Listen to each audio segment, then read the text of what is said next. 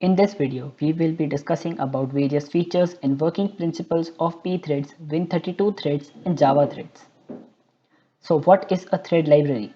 A thread library provides the programmer with an API for creating and managing threads. There are two primary ways of implementing a thread library. First is a user level and second is a kernel level library.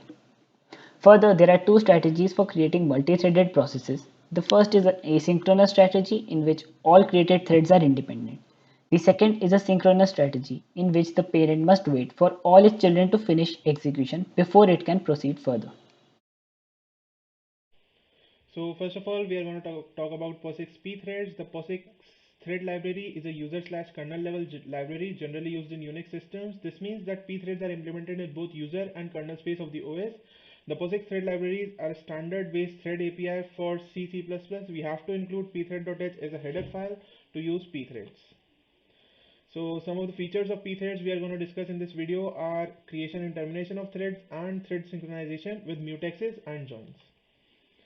So creation and termination of threads, we create a thread using pthread create function. It takes four parameters. First of all, which is thread, which is basically the thread ID, then attr. We can specify different attributes of thread like scheduling, policy, stack addresses, etc. through this parameter. Otherwise, we can pass it null. Then start routine here is basically the function which is to be threaded with the thread, and then star arg is basically the pointer to all the arguments of the function.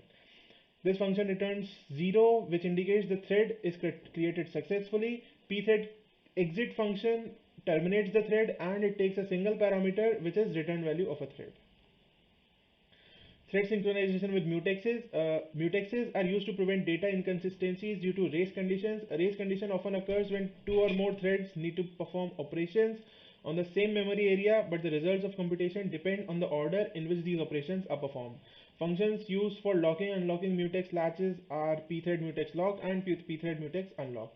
When a mutex lock is attempted against a mutex which is held by another thread, the thread is blocked until the mutex is unlocked. When a thread terminates, the mutex does not unless explicitly unlocked. Nothing happens by default. So here is an example of mutex.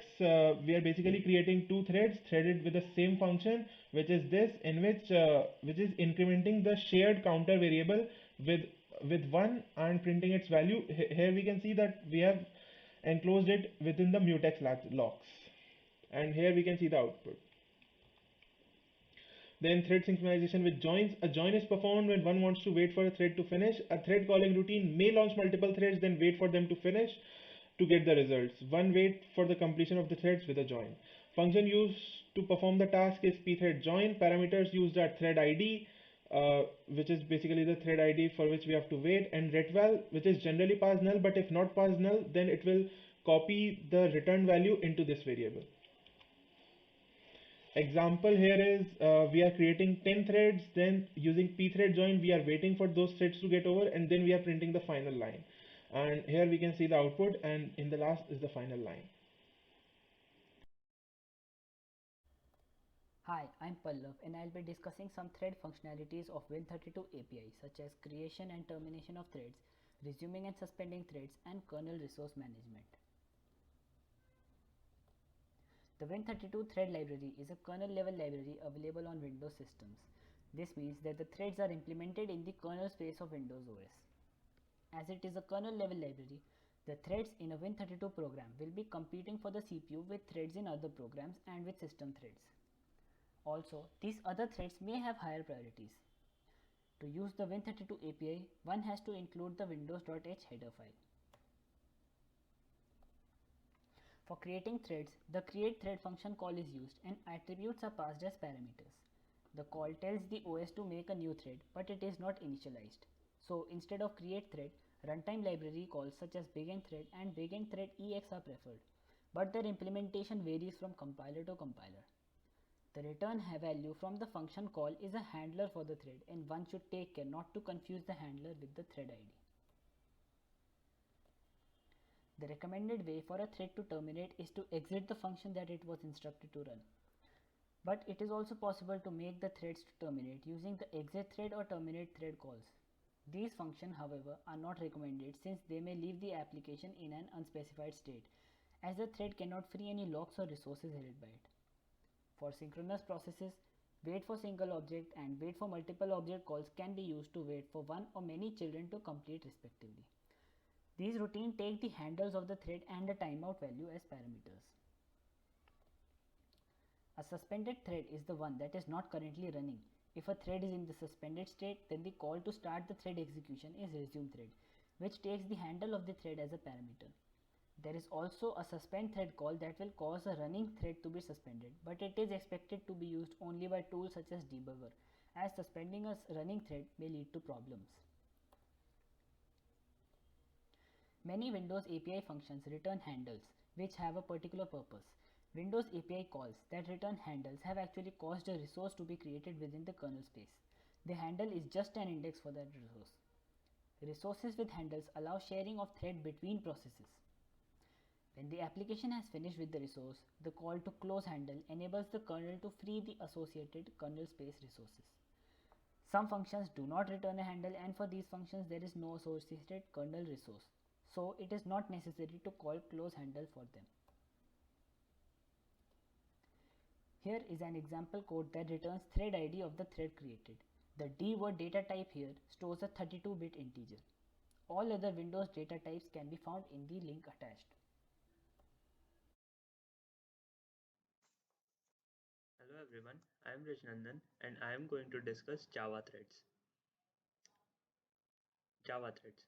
All Java programs comprise at least a single thread of control, and even a simple Java program consisting of only a main method runs as a single thread. The Java Thread API allows thread creation and management directly in Java program. So creation and termination of Java threads. There are two techniques using which we can create a Java thread. The first technique involves creation of a derived class from a thread class and overriding the run function. Second is we define a class that implements a runnable interface itself.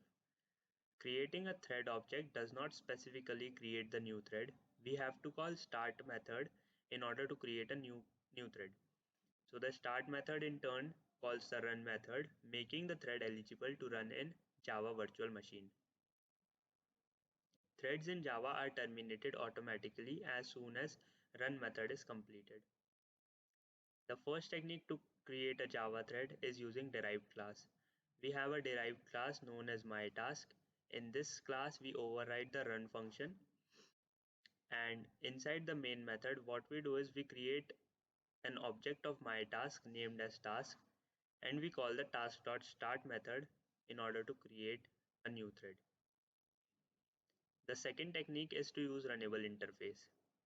What we do is we write a polymorphic statement runnable r is equal to new myTask and pass this runnable interface by reference into creating a new thread.